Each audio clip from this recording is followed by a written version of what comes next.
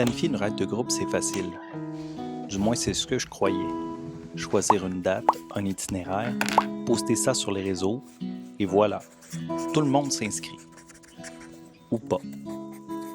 L'an dernier, j'ai voulu faire les choses en grand.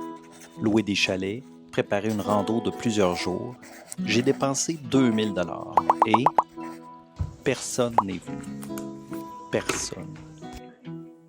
Et dire que je pensais que mon improvisation légendaire suffirait à attirer du monde. Apparemment, non. Résultat, j'ai perdu gros en argent et en motivation. J'ai commencé à douter. Comment devenir guide moto-aventure si je ne suis même pas capable de gérer quelques inscriptions? Alors quoi? Faut-tu tout prévoir, tout calculer, tout verrouiller au risque de tuer la spontanéité? Ou il faut continuer à naviguer au feeling, quitte à me planter encore? Et si la vraie solution était ailleurs?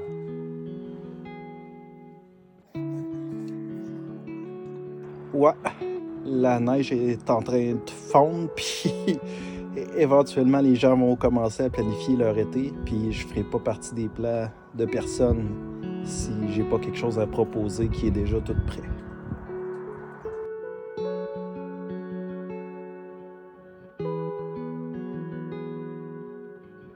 Puis en même temps, ça me tente pas de planifier parce que l'année passée, j'avais réservé des chalets, puis j'avais réservé pour trois nuits, dans le fond, des chalets à Sépac, puis finalement, j'ai pas réussi à avoir assez de monde pour y aller, fait que je me suis ramassé avec des frais de chalet que j'ai dû payer pour rien. Fait que c'est sûr que quand on a un échec, ça ne tente pas de se réessayer d'une façon différente, c'est plus épeurant parce que peut-être qu'on aura encore une fois pas de succès. Mais je pense que si on n'essaye pas, on ne le saura jamais non plus.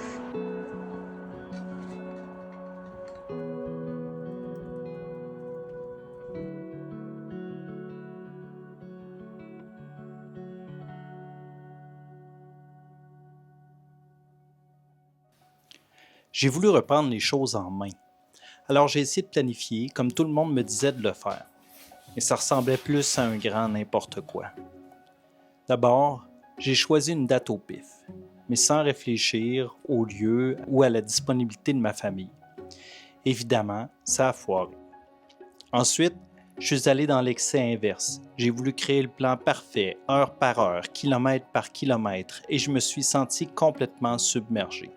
Une liste interminable de choses à faire. Plus j'ajoutais de détails, plus j'avais l'impression de me noyer. C'est comme si chaque tentative d'organisation me faisait perdre mon énergie. Mon esprit me disait « T'es pas faite pour ça ». Mais en même temps, je savais bien que sans un minimum de structure, j'allais encore me planter. Alors j'ai fait ce que je sais faire de mieux, improviser. J'ai sauté sur ma moto, j'ai pris le champ sans trop rien prévoir, je suis allé sur le lac, c'était le fun. J'avoue, sur le moment, j'ai retrouvé cette sensation de liberté totale. Sauf que quand je suis rentré chez moi, j'étais toujours dans la même impasse. Comment réunir des gens pour une ride si je ne sais pas moi-même où je vais? C'est à ce moment-là qu'un souvenir est revenu me hanter. Ma plus grande défaite. Et pas seulement en moto. Vous voyez, j'ai eu la chance de coacher une équipe canadienne d'élite. On était en finale du championnat du monde en situation de mort subite. Le prochain point ferait la différence entre l'or et la défaite. J'avais 2 minutes pour parler à mes joueuses. Juste 2 minutes pour transcender leur état d'esprit, les motiver, leur donner la petite étincelle qui fait gagner. Qu'est-ce que j'ai fait? J'ai improvisé, comme d'habitude. Mais ça n'a pas suffi. On a perdu la finale. J'aurais pu préparer un discours fort, un plan B, si on partait en mort subite, mais j'ai pensé que mon instinct saurait gérer. Je me suis toujours dit « je suis meilleur quand j'improvise, moi. » Sauf que là, j'ai réalisé à quel point ne pas anticiper m'a coûté. Ça m'a coûté non seulement une médaille, mais aussi la fierté de mes joueuses.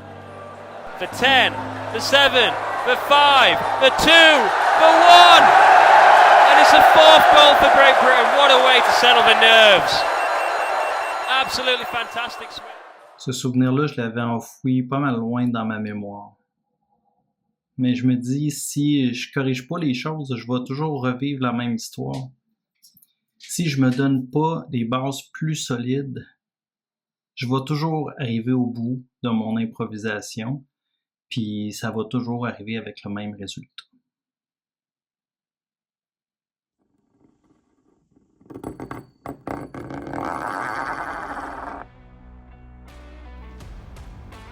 Après avoir repensé à cette finale perdue, j'ai senti que je devais vraiment changer de stratégie. Pour la première fois, j'ai décidé d'aborder la planification comme un allié, pas une corvée. J'ai donc commencé par la base, parler à ma famille, parce que sans leur soutien, sans savoir quand et comment ils pouvaient m'accompagner, je savais que j'allais encore m'isoler dans ma bulle d'impro. Et cette fois, hors de question de refaire la même erreur qu'avec les chalets.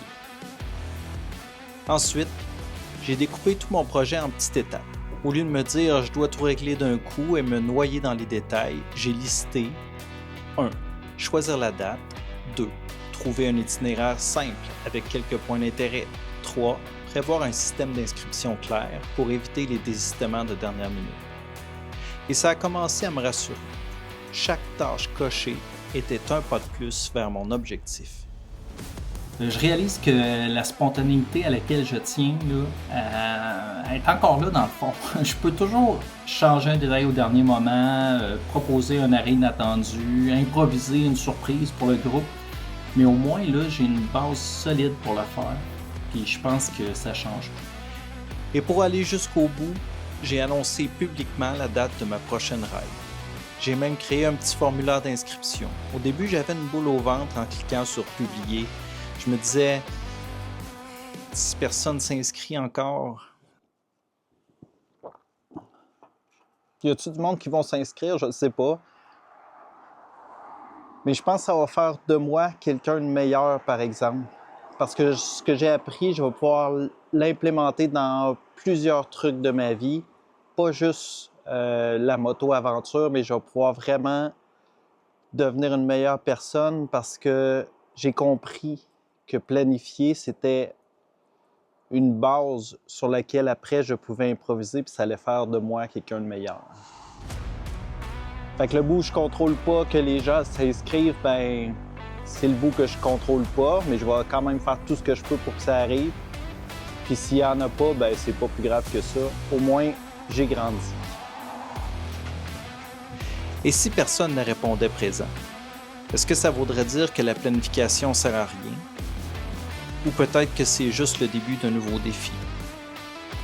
Je sais pas trop, mais je suis prêt et j'ai même hâte de le découvrir.